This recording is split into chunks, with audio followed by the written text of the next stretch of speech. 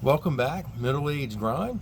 And today, coming to you from the backyard of my office here in beautiful Bogalusa. As you can see there, you can see a fire station in the background. And it's actually a nice August morning today. And I thought I'd share something with you. How do you react to setbacks? That's the title of this video. And here's the thing, in life, we're all going to come faced with adversity at different times. It's going to be different things, stuff we're not expecting. And how do we react to it? And that's what today I'd like to talk about. And as you know, I'm sharing the progress of my rebuilding my shed and redoing my backyard with the fire we had 2 weeks ago. And it's a setback that didn't think ever was going to happen, and it did. And we moved beyond it, and pressing forward. My contractor's starting next Wednesday on the actual framing, and I'm going to help him. And we're going to get that thing rebuilt and put back together. It's how you react to it. And the outpouring of support and I've received has been just heartwarming and very thoughtful. And I've always been a person, I try to give more than I get. And I can just see how people care and the kind thoughts. And someone even offered about having a fundraiser for me, and I respectfully turned it down, appreciated it. Though really, and I said other people need it more than us. We have an emergency fund and we have insurance. But it's very thoughtful, And, I think in life you have to be able to handle things a certain way in order to be successful and have a healthy mental health to go forward with it. And I'll give you another example. My daughter last year she tried out for cheerleading, middle school, didn't make the squad, tried out for the volleyball team, and she didn't make that either. And now she's a freshman in high school. She did club ball over the spring, did pretty well. She made the high school volleyball team, and she found out a couple of days ago she's nominated for the homecoming court as a freshman. And I remember having this conversation with her a year ago. She was disappointed and not making the squad and this and that. And I said, maybe it's how you react to things in life that will set you apart. And she is just a great person. She's 14, a great kid. She puts her head down every day. She goes to work. She does the right thing.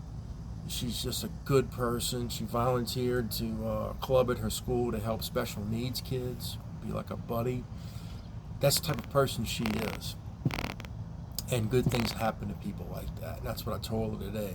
And I want to share a quote I remember from a movie. If you ever seen the movie, it's called With Honors. I think it was made back in the 94 or something, starring Brendan Fraser and Joe Pesci. And I think it's one of Pesci's best movies he's ever done. I love Joe Pesci movies. You know him from Goodfellas and Casino and Once Upon a Time in America and Home Alone. What a varied actor. He doesn't get enough credit, I think, for being one of the all-time greats. And I think one of his best dramatic performances was in that movie. He plays a homeless person who happenstancely, kind of befriends Brendan Fraser, who's a student at Harvard. There's a lot of life lessons in that movie. And I remember they were at the library, and he called Brendan Fraser's character a loser, Joe Pesci did. And you could tell he was just annoyed. It's a college kid at Harvard. And he goes, "Why did you call me a loser?" And Pesci answers, "Because you tried too hard." And he goes, "Well, what are you?" He goes, and he was a homeless guy, Joe Pesci, He goes, "I'm a quitter.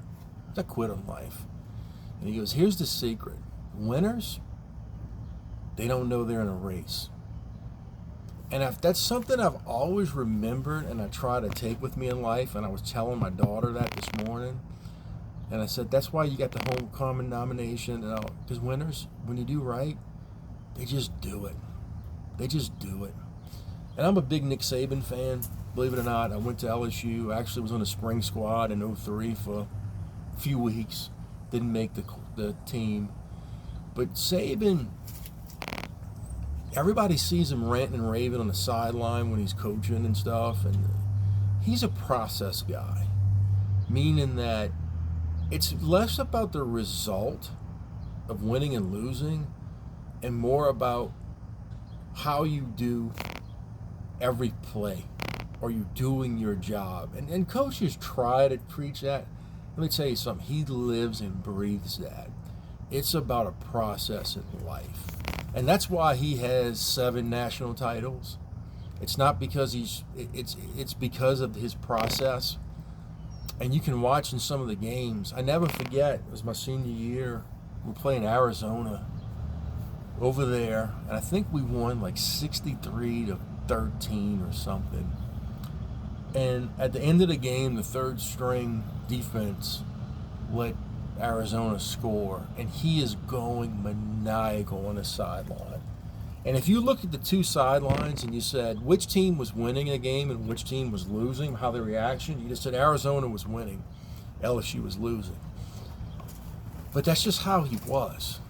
It's because I don't care if they were the 8th string, they weren't doing their job, and he was pissed off. And I think in life, I don't think it's great to be that negative.